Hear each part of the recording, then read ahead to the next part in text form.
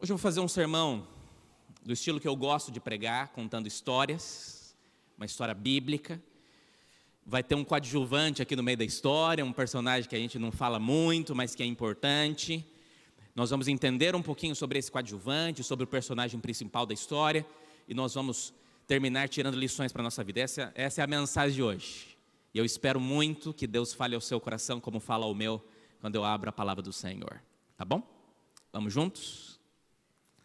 Livro de 1 Reis, abra aí. 1 Reis, capítulo 18. Nós vamos lendo juntos aqui, acompanhando juntos. Se aí na transmissão tiver a Bíblia Nova Almeida, isso, já está lá. Aqui rapaz, por favor, né? Já está ali. Vamos ler juntos. A gente vai fazer aqui uma jornada por 1 Reis 18, verso 1, a partir do verso 1, tá? Por favor. Nós vamos ler um pouquinho, tentando entender o assunto. Então eu vou contar a história para você do meu jeito, para você entender a história, que você já conhece, mas eu quero chamar a sua atenção e tirar lições que para mim marcaram o meu coração. Quando eu li essa história, reli essa história essa semana, eu falei, eu preciso levar essa história para a igreja, porque tem lições para nós. Diz assim, ó, verso 1. Muito tempo depois, acharam o texto, amigos? Muito tempo depois, no 3º ano da seca, a palavra do Senhor veio a Elias, dizendo, vá e se apresente a Acabe, porque eu farei cair chuva sobre a terra. Mantenha a Bíblia aberta, a gente vai ler bastante textos, mas a gente vai conversando aqui. Então olha para mim um pouquinho, vamos tentar entender esse assunto. O que está acontecendo aqui? Elias, ele era um profeta de Deus, correto? Como profeta de Deus, Deus o levou e o levantou para fazer uma obra, eu vou falar mais sobre ele. Mas eles estavam aqui, o contexto é um contexto de crise, não é isso? Qual era a crise que eles estavam enfrentando? Qual a crise? Quando nós olhamos para o texto, a impressão que dá é que a crise que eles estavam enfrentando era seca. Mas esta é apenas uma consequência da maior crise. A maior crise que eles estavam enfrentando, qual era a crise? O afastamento de Deus. Eles estavam longe do Senhor. Aqui estava no reinado um rei terrível chamado Acabe, casado com uma mulher tenebrosa, mulher apocalíptica. Como é que era o nome dela? Para você ter uma ideia, estou falando aqui do Reino do Norte. Lembra da divisão, Reino do Sul, Reino do Norte? Valendo uma paçoquinha.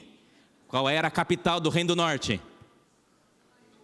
Não, vai dar muita paçoca. Samaria. Capital do Reino do Sul?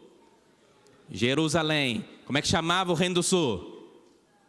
Judá. Isso. Como é que chamava o Reino do Norte? Israel. Então aqui estou falando do Reino de Israel. Agora olha para mim. Para você que tem uma mente esclarecida e gosta da Bíblia. Então, só para a gente poder tirar esses pontos.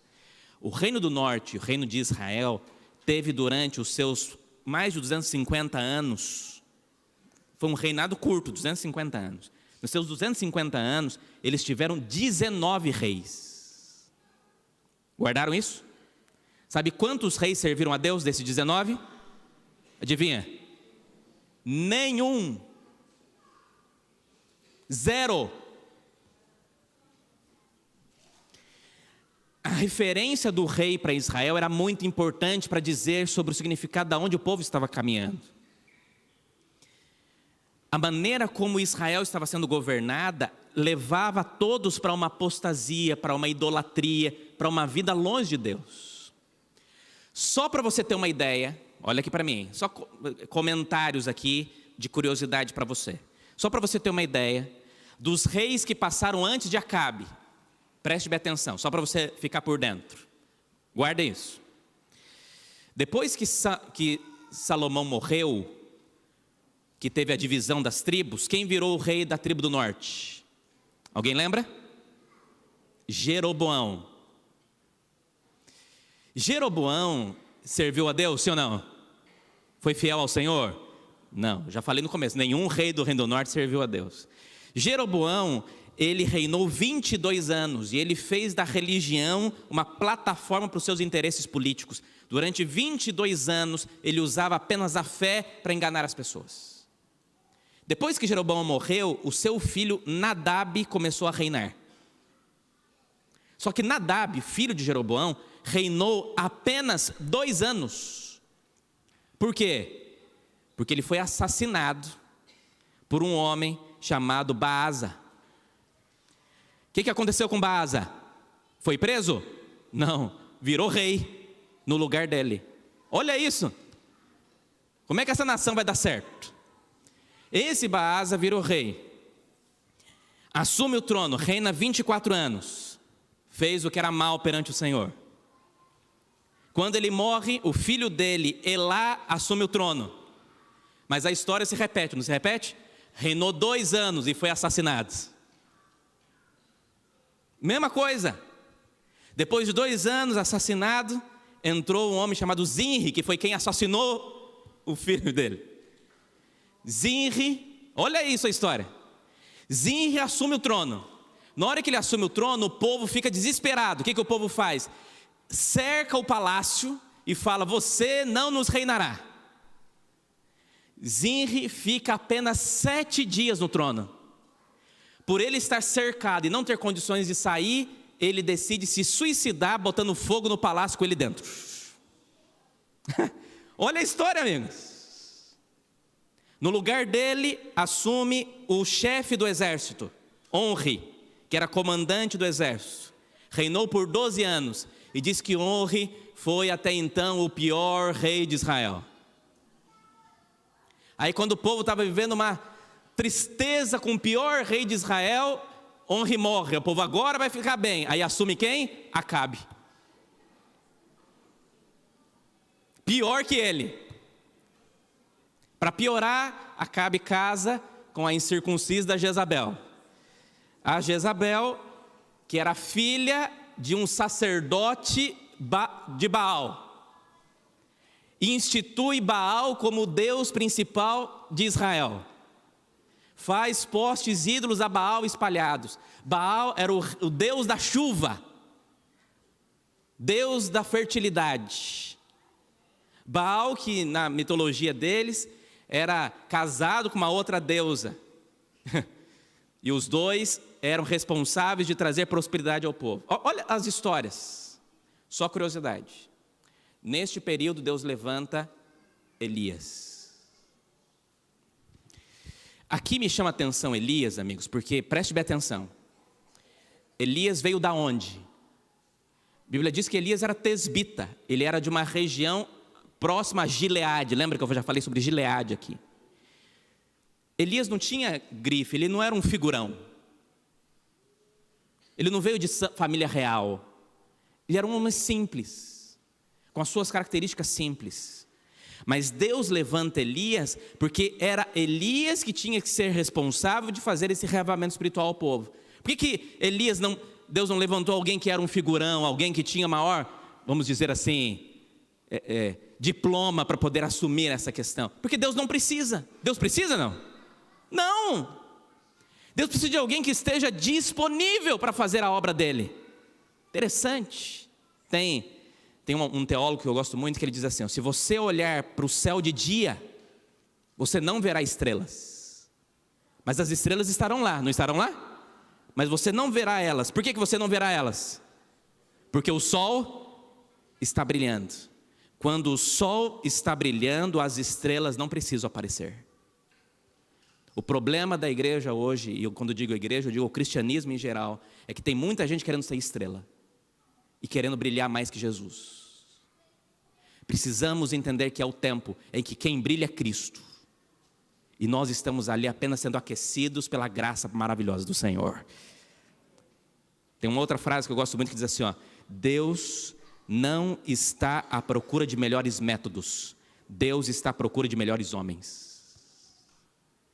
Deus procura melhores pessoas que estejam prontas para viver algo maior com Deus. Está claro até aqui? Podemos seguir? Neste contexto aparece o meu coadjuvante de hoje. Quem é ele? Verso 2 diz assim: então Elias foi se apresentar a Acabe, e a fome era extrema em Samaria. Acabe, aí muda a história. Acabe, enquanto Elias está indo, acontece essa cena. Elias está indo em direção a Acabe, acontece essa cena. Que cena? Acabe, o rei, manda chamar um homem. Como é que chamava esse homem?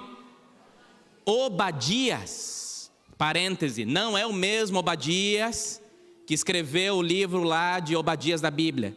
Não, é outro Obadias, porque naquele tempo Obadias era um nome comum, assim como os nomes, existem nomes comuns hoje em dia. Obadias, ele era o quê? Responsável pelo palácio.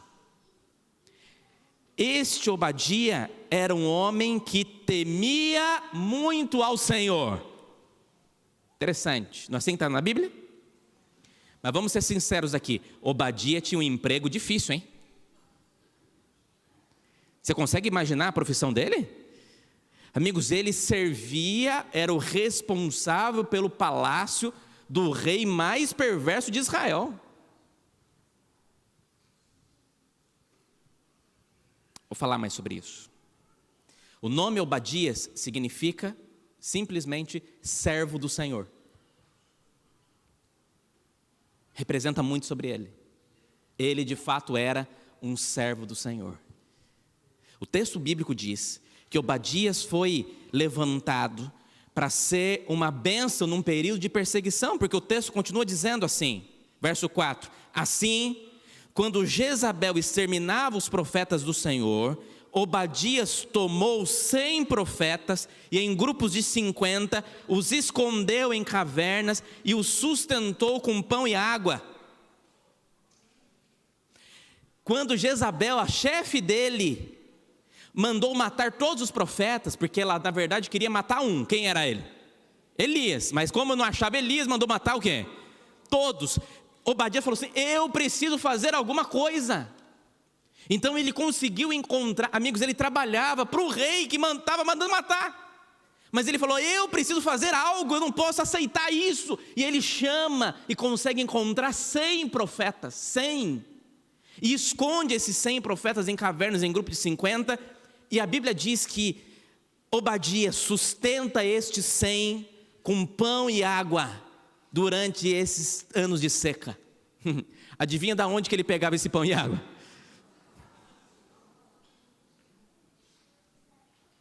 Jezabel não sabia, mas ela estava sustentando quem ela queria matar. Olha isso. Porque quando Deus quer, amigo, interessante, são as histórias do cuidado, da proteção de Deus. Lembrei até daquela historinha que eu já contei aqui, mas vale a pena repetir. Os judeus repetem muito, não sou judeu, mas vou repetir para você. Da senhorinha, lembra dessa história da senhorinha que era viúva, tinha muitos filhos e estava passando dificuldade. E ela vai para o fundo da casa orar a Deus, em voz alta, no quintal, porque não tinha comida. Senhor, abençoe porque eu não tenho o que comer, não tenho o que dar para meus filhos. Do lado da casa dela morava um dono de um supermercado ateu. Apostatado, cara que odiava crente. Passou na janela, viu a senhorinha orando, chamou a atenção, ouviu a oração, viu que ela estava pedindo comida. Pegou o carro dele, foi no supermercado, chamou o Zé, falou: Zé, vem cá. O Zé veio, o Zé entra lá no supermercado, prepare uma compra caprichada para mim e prepara que eu vou mandar entregar para minha vizinha, aquela viuvinha. O Zé falou: nossa, chefe, eu nunca vi o senhor fazendo isso. Não, deu vontade de fazer, vai lá.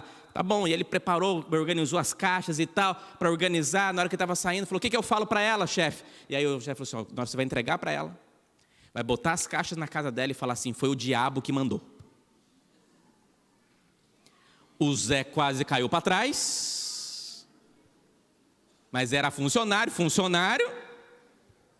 tá bom.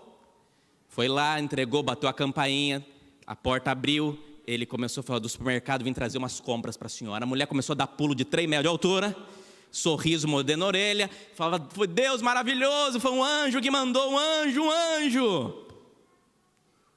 E aí as crianças já mexiam nas caixas. Na hora que terminou de entregar, o Zé olhou para ela e falou assim: dona Maria, a senhora sabe que não foi eu que trouxe, né? Eu sou só um funcionário e tal. A senhora não vai perguntar quem foi que mandou para a senhora, não?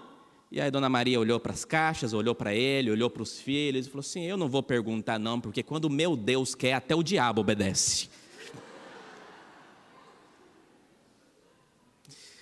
Esse é o nosso Deus, amigo. E quando Ele quer, até o diabo obedece. Interessante a maneira como as coisas foram acontecendo durante todo o ministério. Obadias foi esse homem de Deus. Aí acontece que Acabe, para a gente poder acelerar na história, Acabe olha para Obadias, verso 5, e diz assim: ó, vá para a terra e todas as fontes de água e todos os vales, porque pode ser que achemos capim, para que a gente consiga salvar a vida, pelo menos dos cavalos e das mulas, e não percamos todos os animais. Então eles repartiram entre si a terra que iam percorrer, e Acabe foi sozinho por um caminho, e Obadias foi sozinho por outro. Aqui mostra, o rei sair do seu palácio para ir buscar água e comida, é porque a situação estava crítica. O rei não sairia nunca. Na verdade, Acabe era um rei que não aceitava receber não. Ficava choroso, não gostava, fazia birra. Conta a história que uma vez ele queria conseguir umas vinhas de um homem chamado Nadab, lembra dessa história? E o Nadab não quis vender para ele porque a lei mosaica não permitia, só podia vender para parente. E ele ficou no palácio chorando, porque ele não quis vender. Olha a cena, um rei totalmente mimado. E aí Jezabel falou assim: pode deixar que eu resolvo o problema. Plantou uma mentira contra este homem, mandaram apedrejar o Nadab na frente de todo mundo para ele ficar com as vinhas. Olha a situação. Acabe era desse jeito, ele gostava das coisas do jeito dele. Interessante. Mas nesse momento ele sai. Na hora que ele vai para um lado e Obadias vai para o outro, quem que Obadias encontra? E graças a Deus que Elias não encontrou com Acabe naquele momento, porque os dois sozinhos, o que ia acontecer? Ou Acabe ia sair correndo chamar a mulher, ou ia alguma coisa iria acontecer ali. Mas ali ele encontra Obadias, e Obadias, olha que interessante, verso 7, quando Obadias já estava a caminho, eis que Elias se encontrou com ele, e Obadias, reconhecendo, prostrou-se com o rosto em terra e disse: é você mesmo, meu senhor Elias? Poxa, Obadias servia já há bastante tempo no palácio, mas ele tinha respeito e autoridade pelo profeta de Deus. Amigos, Elias estava foragido há 3 anos e meio, vivendo nas cavernas, comendo, sendo sustentado por viúvas, como fala no capítulo anterior, a viúva de Serepta. As coisas acontecendo para Elias, para que ele pudesse estar vivo, para viver este momento. E aí Elias se encontra com Obadias, e Obadias falou assim: olha, que alegria poder ver que você está bem, que você está vivo. Acabe tentou te matar de todas as formas. E aí o diálogo de Obadias com Elias é um diálogo interessante, porque Elias fala para Obadias assim, vou contar nas minhas palavras: olha, Obadias, eu preciso que você vá lá e avise Acabe que eu estou aqui e quero falar com ele. E Obadias, com medo da própria vida e da vida de Elias, falou: pelo amor de Deus, Eli, não faça um negócio desse. Não teve uma cidade que Acabe não mandou buscar você, te encontrar. Você está sendo procurado, amigo. O que tem é gente que está atrás de você. Como é que você vai fazer um negócio desse? E fora que, se eu for lá falar com ele, e aí Deus vem e tira você, leva você para outro lugar, porque Elias sumia, leva você para outro lugar, na hora que o rei chegar, você não está, quem vai morrer sou eu não vou não. E aí, nesta hora, o profeta tem que ser duro com ele, e falar assim: olha, eu estou jurando para você que hoje eu vou me encontrar com Elias, com Acabe. Obadias falou: então tá bom, então é por sua conta e risco. E ele foi lá, avisa Acabe, Elias está lá, quer ver você. Elias vai, a história é interessante, vou contar com as minhas palavras. Quando chega no verso 18, verso 17, quando Acabe viu Elias, disse assim: então é você, perturbador de Israel. Amigos, Elias era corajoso demais. Essa é uma cena que eu queria ter assistido. Essa eu queria. Porque Elias olha e falou assim, Acabe olhou para Elias e falou assim: ó, cadê você, o perturbador de Israel? E aí Elias, com a sua autoridade, fala assim: perturbador de Israel é você, tua mãe e teu pai. Desse jeito. Poxa vida, chegar nesse ponto também, de falar para o rei, que a ousadia dele era extraordinária. perturbador de Israel é você, a casa do seu pai, porque vocês abandonaram os mandamentos do Senhor e seguiram os Baalins. Então agora eu proponho para você um desafio. E o desafio é que você reúna, olha aqui a autoridade da palavra de Deus, que você reúna as pessoas no monte para a gente poder ter o desafio. E aí chega naquela cena que nós conhecemos do Monte Carmelo. Vocês conhecem, né? A cena do Monte Carmelo. Nessa cena do Monte Carmelo, diz o verso 19, agora ordene que todo Israel venha se encontrar comigo no Monte Carmelo, convoque também os 450 profetas de Baal e os 400 profetas da deusa Azerá, que são sustentados por Jezabel. Jezabel sustentava aqui quantos profetas? Quantos profetas? Faz a conta aí. Aqui, pelo texto, diz que ela sustentava 850, não é? Não? Mas, na verdade, ela sustentava quantos? 950. Porque ela sustentava os 850 profetas dela e sustentava mais os 100 que era de Deus. Sem saber. Percebia que estava falando, rapaz, esse povo está comendo bastante, tá? Verso 20. Acabe enviou mensageiros a todos os filhos de Israel e ajuntou os profetas no Monte Carmelo. Depois Elias se aproximou de todo o povo e disse, até quando, e esta aqui é um ponto interessante, até quando vocês ficarão pulando de um lado para o outro? Eu gosto de uma outra versão que diz assim, até quando cocheareis, não é assim que está em algumas Bíblias? Até quando cocheareis? O que é um coxo? O que é um coxo? Hã? Um local onde se guarda, se coloca comida, né? Era isso? Até quando você vai ficar buscando nos outros coxos? Não é isso que ele está dizendo aqui? Até quando cocheareis entre dois pensamentos? Até quando vai ser alimentado por outras fontes que não a minha? Até quando cocheareis entre dois pensamentos? Se o Senhor é Deus, seguiam. Se Baal é Deus, seguiam. Mas vocês precisam tomar uma decisão. Mas aqui está o grande detalhe da história de Israel. Qual é o grande detalhe da história de Israel? O verso seguinte, porque diz assim, porém o povo não disse o quê? Uma só, amigos, para Deus, olha aqui para mim, para Deus não tomar uma decisão, já é uma decisão. Não era exatamente isso que estava acontecendo? O povo não disse? O apelo teórico de Elias era, vocês precisam tomar uma decisão, vocês precisam descobrir que lado que vocês estão. Se vocês estão do lado de Deus, estão do lado de Deus. Se vocês estão do lado de Baal, mas vocês não podem ficar no meio termo. E aí Elias fala uma frase, que até ele está muito enganado na frase que ele diz. Sério, pastor? É. Porque ele diz o quê? Verso 22. Então Elias disse ao povo, eu sou o único que restou dos profetas do Senhor, e os profetas de Baal são 450 homens.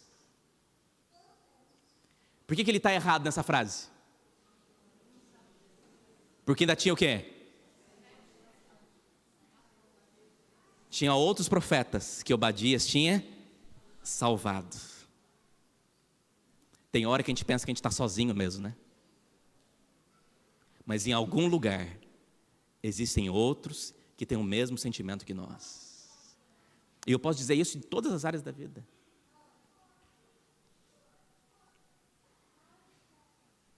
Eu lembro quando eu orava sobre quem eu iria casar, por exemplo. E mal sabia que lá em Belo Horizonte tinha uma pessoa que orava por mim sem me conhecer. É assim a vida. Em algum momento Deus faz com que essas pessoas apareçam. A história continua. Eles começam a fazer o processo de adoração, constroem o altar. Começam desde as 9 horas da manhã até a hora do almoço, fazendo mutilações, gritarias, para que pudesse de alguma forma chamar a atenção de Baal, para que o fogo caísse. Elias ficava rodeando para ver se eles não iriam tentar dar um jeitinho. Eu fico imaginando Elias falando, esconde esse fósforo aí, hein? Estou vendo, hein? Esconde esse gasolina que você guardou aí. O negócio é esse. Vamos ver, cadê o Baal de vocês? Porque se Baal era o Deus do quê? da chuva. Se ele tem capacidade de derramar, e ficou 3 anos e meio sem derramar água, então quero ver derramar fogo. Clamando, e aí Elias começou a zombar. Será que ele não está dormindo? Será que ele não existe? E aí acontece a cena onde Elias reconstrói o altar. Verso 30 diz assim, estamos terminando. Então Elias disse a todo o povo: aproximem-se de mim. E todo o povo se aproximou dele. E Elias restaurou o altar do Senhor que estava em ruínas. Pegou 12 pedras, segundo o número das tribos dos filhos de Jacó, a quem tinham vindo a palavra do Senhor, dizendo: o seu nome será Israel. Com aquelas pedras edificou o altar em nome do Senhor. E ao redor dele fez uma vala capaz de conter 2 medidas de sementes. Cada medida de semente era cerca de 7,5 kg. Então aqui caberia pelo menos 15. Interessante. Então, verso 33, armou a lenha, cortou o novilho em pedaços, pôs sobre a lenha. Então disse: encham 4 cântaros com água e derramem sobre o holocausto e sobre a lenha. Disse ainda: façam isso outra vez, e eles fizeram. E disse mais: façam isso pela 3ª vez, e eles fizeram pela 3ª vez. E a água escorria pelo altar e enchia também a vala aberta. E quando chegou a hora do sacrifício da tarde, o profeta Elias se aproximou do altar e fez uma oração. Eu até contei quanto tempo demora essa oração. Mas conte aí. Alguém olha no relógio aí. Eu vou ler a oração, você fala quantos segundos demorou essa oração. Vou ler devagarzinho. Olha a oração que Elias faz. Posso começar? Ó Senhor, Deus de Abraão, de Isaque e de Israel, que hoje se fique sabendo que Tu és Deus em Israel, que eu sou o Teu servo e que segundo a Tua palavra fiz todas essas coisas. Responde-me, Senhor, responde-me para que este povo saiba que Tu, Senhor, és Deus e que fizeste o coração deles voltar para Ti. Quanto tempo deu? Quanto? 30 segundos, 25 segundos. Os profetas de Baal ficaram horas e nada. Elias orou 30 segundos. E diz o verso seguinte, que imediatamente caiu fogo do céu e consumiu o holocausto, a lenha, as pedras e a terra, e ainda lambeu a água que estava na vala. Quando o povo viu isso, todos se prostraram com o rosto em terra e disseram: o Senhor é Deus, só o Senhor é Deus. Posso ouvir um amém, não? Só o Senhor é Deus. A gente diminui o poder de Deus sobre a nossa vida. Só o Senhor é Deus, só o Senhor é Deus. Ah, amigos, eu gosto dessa história. Depois os profetas de Baal morrem, porque eles eram responsáveis de ensinar a doutrina. Elias sobe o monte, manda um recado para Acabe, fala assim: Acabe, manda avisar para ele tirar a roupa do varal que vai chover. Esse é o recado. Manda avisar, ele ora, só que interessante, porque ele não ora uma vez só, ele ora 7 vezes. Para orar para o fogo, orou uma vez só, 30 segundos. Mas para a chuva cair, ele orou 7 vezes. Mas caiu chuva do céu depois de 3 anos e meio, mostrando que o Deus Todo-Poderoso é capaz de realizar o que for da sua vontade para os seus filhos. Que lições aprendemos dessa história hoje? É sobre isso que eu quero terminar a minha mensagem. E para não perder o costume, quantas lições? 3. 3 lições. Primeira lição, está lá no verso 3. No verso 3, Acabe chamou Obadias, o responsável pelo palácio. Deus tem também os seus lugares desafiadores. Essa é a primeira lição. E às vezes, Deus precisa levantar alguns dos seus filhos para serem usados por Ele em lugares em que o inimigo tem tentado tomar espaço. Você lembra quando Satanás foi falar com Deus no céu? Falou assim: estou andando sobre a terra, eu mando na terra. Lembra dessa cena? E aí Deus fala o quê? Não. A terra ainda é minha. Por quê? Porque Jó ainda está lá. Eu ainda tenho um filho lá. Nós, filhos de Deus, somos o maior argumento de Deus. E aonde nós estamos, guarde isso que eu vou dizer para você agora em nome de Jesus. Aonde nós estamos, precisamos continuar sendo luz. As pessoas precisam entender que sobre a nossa vida brilha o Espírito Santo. E que aonde nós estamos, as pessoas que estão ao nosso redor também são abençoados, porque um filho de Deus está ali. Mas Deus te colocou em algumas funções, em alguns lugares, para que você possa ser uma bênção para a causa do Senhor. Para que a causa do Senhor cresça. Porque a sua influência, a sua importância, é claro que tem ambientes em que Deus não quer que você esteja, tem lugares que é melhor sair mesmo. Mas existem ambientes, amigos, que Deus te colocou lá, por mais que sejam desafiadores.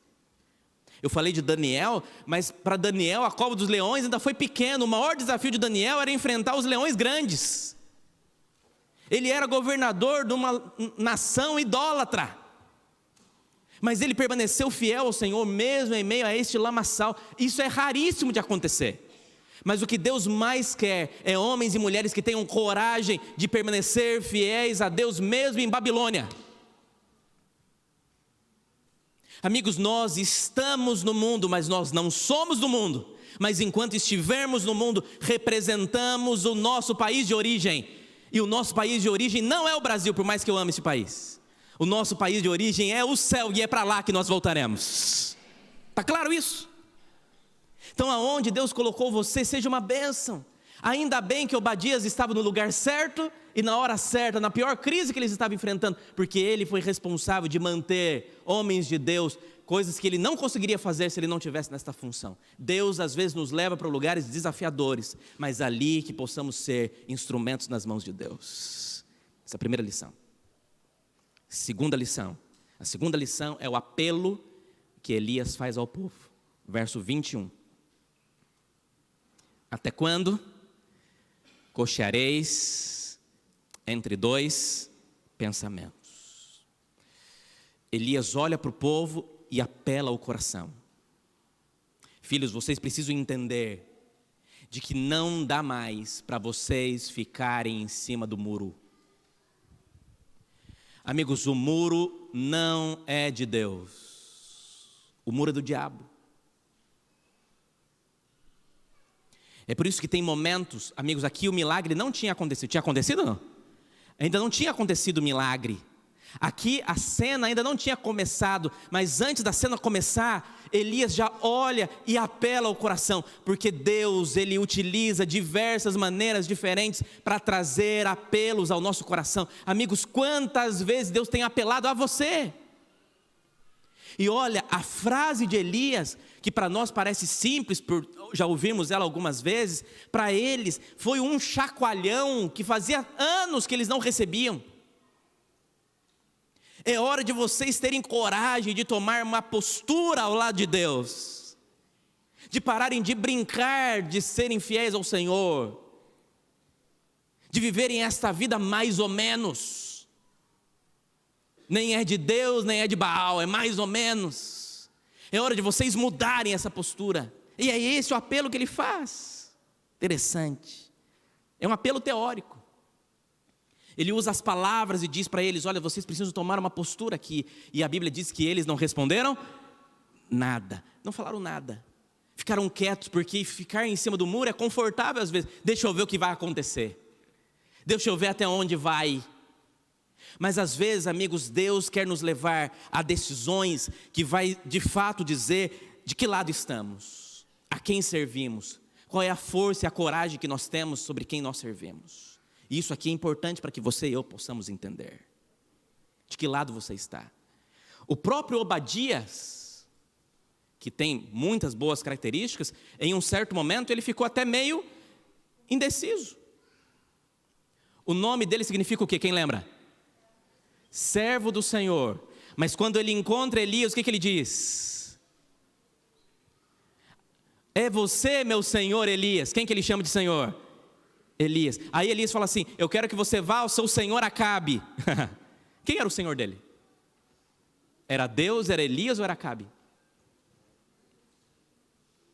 Parece detalhe da Bíblia, mas esses detalhes é que fazem a diferença para demonstrar as dificuldades que às vezes nós temos de tomar decisões em nossa jornada. Amigo, se o Senhor não for o primeiro em nossa vida, quem será? Pontos que precisam ser chamados a atenção. Agora, aqui tem um ponto interessante para você entender também. Deus, a Bíblia diz isso, Ele repreende a quem Ele... A gente não gosta de ser repreendido. Mas em alguns momentos, Deus precisa nos repreender. E Deus trabalha de várias maneiras diferentes para nos repreender. Às vezes, Deus é sutil na repreensão, é ou não é? Às vezes, Deus pesa na repreensão. Mas Ele nos faz isso não para nos castigar. Ele faz isso por quê? Porque Ele nos ama e Ele quer nos salvar. Amigos, você precisa estar com o coração aberto para aceitar também as repreensões de Deus. Mas por último, terceira lição, que para mim, amigos, é um dos pontos mais importantes, é o ponto auge dessa história para mim. Parece simples, mas é o ponto alto. O verso 34, Elias faz um pedido inusitado. Qual é o pedido? Ele constrói o altar. Está claro? Coloca 12 pedras, porque as 12 pedras representavam as tribos de Israel que tinham sido destruídas por causa do desejo idólatra e possessivo dos reis que passaram antes dele. Ele constrói o altar dizendo: o plano de Deus permanece, eu estou aqui para restaurar este altar de Deus. Mas Elias faz um pedido inusitado. Ele manda fazer o que com o altar? O que ele manda fazer com o altar? Ele manda derramar, ele manda pegar 4 vasos, encher esses cântaros de água e derramar no altar. Correto? Mas ele faz isso quantas vezes? Aí ele faz a segunda vez: encham os vasos e derrame no altar. E faz isso uma terceira vez: encha os vasos e derrame no altar. Quando eu li essa história, eu pensava assim: essa história, ele manda fazer isso para provar ainda mais o poder de Deus, a ponto de Deus queimar o altar molhado. Então, a princípio, o que parece esse pedido de Elias é isso, correto ou não? Mas na verdade o pedido de Elias tem outra coisa. Eles estavam há 3 anos e meio sem o quê?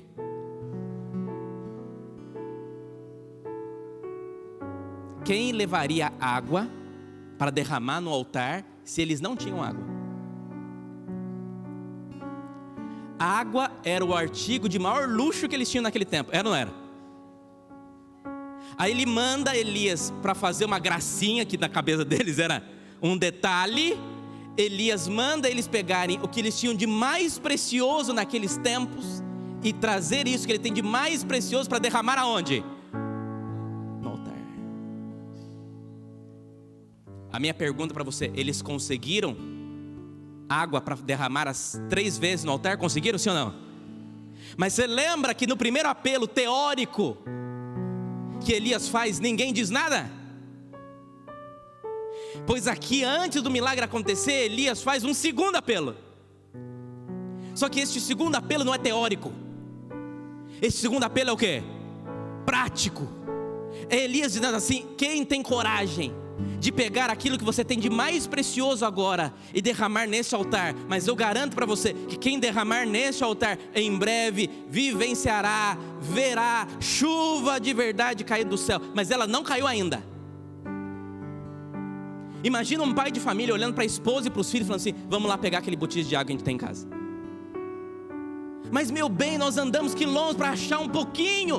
Mas era esse pouquinho que Deus quer. Traz ele lá. Amigos, olha essa cena. O maior apelo que Deus poderia fazer para aquele povo naquele momento era: quem tem coragem de trazer ao altar aquilo que é mais importante para você agora? mas eu garanto que vocês receberão muito mais depois. Mas hoje vocês têm que abrir mão pela fé daquilo que vocês guardaram para entregar para mim, para demonstrar se eu de fato sou Deus na vida de vocês. Amigos, isso aqui é forte. É ou não é? E por 3 vezes eles encharcam o altar a ponto daquele riacho que ele fez ao lado do altar estar lotado de água. Eu imagino os profetas de Baal babando a água, e nós aqui com sede, e eles molhando o altar. Interessante. Quando o fogo cai do céu, um milagre é extraordinário, é ou não é? Eles celebram milagres, não celebram? Celebram. Mas eles viram o único bem precioso que eles tinham naquele momento indo embora. A água foi o quê? Lambida, sugada pelo fogo. Doeu no coração deles. Eles viram o milagre acontecer, mas o coração ainda estava apertado. Pois Elias orou por mais 7 vezes. E por mais 7 vezes Deus fez com que chuvas e mais chuvas caíssem sobre eles, porque eles tiveram coragem de dar um primeiro passo de fé em direção ao Senhor. Às vezes, o que Deus faz é provar a tua fé. Até onde você está disposto a ir em direção ao Senhor? Até onde você está disposto a colocar no altar aquilo que é importante para você? A colocar no altar aquilo que faz sentido para a tua vida, mas que é importante para você tomar decisões. Para você dizer: Senhor, eu acredito em Ti, eu acredito na Tua mão, e eu sei que se o Senhor pediu, o Senhor providenciará. Amigos, o meu Deus é Jeová Jireh. Deus provê tudo em nossa vida, mas precisamos acreditar que este Deus está vivo e disponível. Mas cada passo que você dá em direção ao altar de Deus, Deus dá 1 milhão de passos na sua direção. Vou chamar o louvor aqui. Nós vamos cantar uma música que eu gosto muito. Posso pedir autorização para cantar com vocês? Não, vou pedir autorização. Mas eu vou fazer um apelo a você, ao seu coração. Enquanto nós cantamos este louvor, nós vamos ficar em pé para cantar este louvor agora. Nós vamos cantar com o coração. A música chama Para Quem Nada Tem. Eu quero cantar essa música com você. Mas enquanto você canta essa música, enquanto o Espírito Santo toca no seu coração para você cantar este louvor, o meu convite, o meu chama, preste bem atenção no que eu vou dizer agora em nome de Jesus. Se alguém tem aqui neste momento, pela fé, algo para entregar ao altar de Deus, as suas ansiedades, a sua família, o seu emprego, algo que tem te afastado do Senhor, que precisa ser entregue nas mãos de Deus, para que você possa confiar completamente nele, para as pessoas notarem que Deus é o provedor da tua vida, que Deus é quem sustenta você, quem conduz a tua história. Se você tem algo para entregar a Deus, enquanto você canta este hino, eu quero convidar você a vir até o altar do Senhor e se colocar nas mãos dele e dizer: aqui estou, Deus, com o que eu tenho é pouco, mas eu me entrego nas tuas mãos. Enquanto você canta, nós vamos estar tendo esse momento de entrega. E eu pergunto: quem é a primeira pessoa que vai ter coragem agora, em nome de Jesus? Vem cá, amém. Quem é a segunda? Deus vai estar chamando. Então cante e entregue ao Senhor de todo o seu coração agora, em nome de Jesus. Hoje se ouvirdes a sua voz, Louve a Deus. não endureçais o vosso coração. Você sabe que você tem que entregar. Essas são Não entregue. palavras do Espírito Se coloque nas mãos dele. que outra vez você ouviu. Não resista mais ao convite. Por quê? Nos braços de Jesus cabemos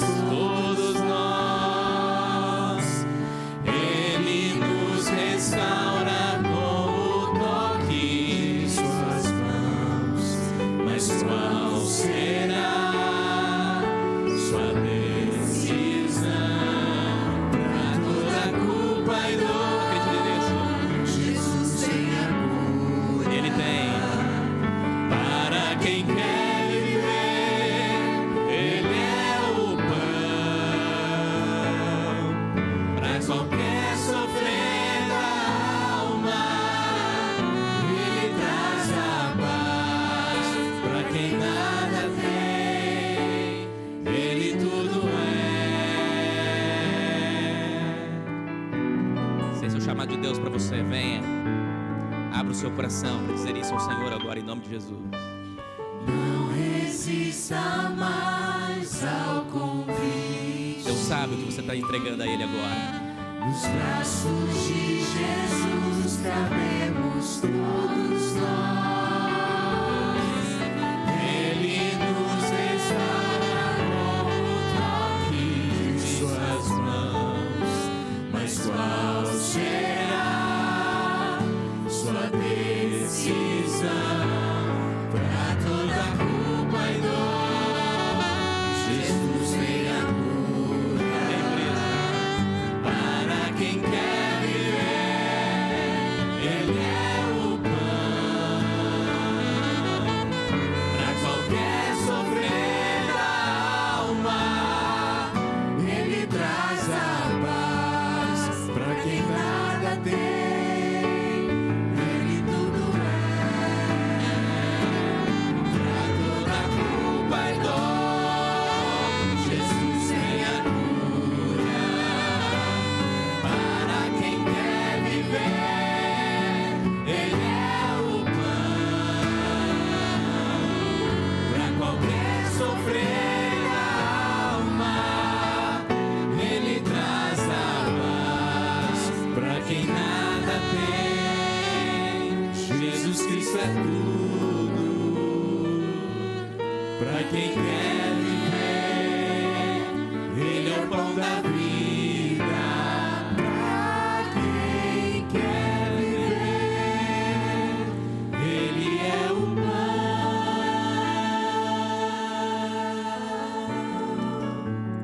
Glória a Deus.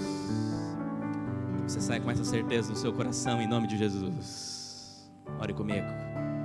Grande Deus, obrigado porque para toda culpa e dor o Senhor tem a cura. Obrigado porque o Senhor sabe o que é melhor. Mas às vezes o que o Senhor espera é o nosso passo em direção ao teu altar. E hoje nós estamos aqui, em pé na tua presença, entregando ao altar do Senhor tudo o que nós temos, toda a nossa vida, as nossas angústias, preocupações, entregando a nossa família, Deus, os filhos que o Senhor deu, as pessoas que amamos, entregando nas tuas mãos os talentos que o Senhor nos deu, que possamos entregá-lo ao Senhor, para que o Senhor nos use aonde quer que estivermos. Pode ser no hospital, num escritório, no meio de uma grande empresa, ou numa sala de aula, onde quer que o Senhor nos levar, que ali possamos brilhar para o Senhor, e que possamos ser um representante, um embaixador do céu para esse lugar. Pai querido, que ao sairmos dessa igreja para essa semana, neste sábado sagrado, que o nosso coração encontre refúgio nas mãos do Senhor, e que possamos sair daqui em paz contigo, porque tiramos os fardos dos nossos ombros e recebemos nesta manhã o jugo suave do Senhor. Nos abençoe, nos perdoe onde temos falhado, perdoe a nossa falta de fé e nos conduza hoje e sempre. É a minha oração e ela vai assinada em nome de Jesus. Amém? Amém e amém. Feliz sábado para você, que Deus te abençoe.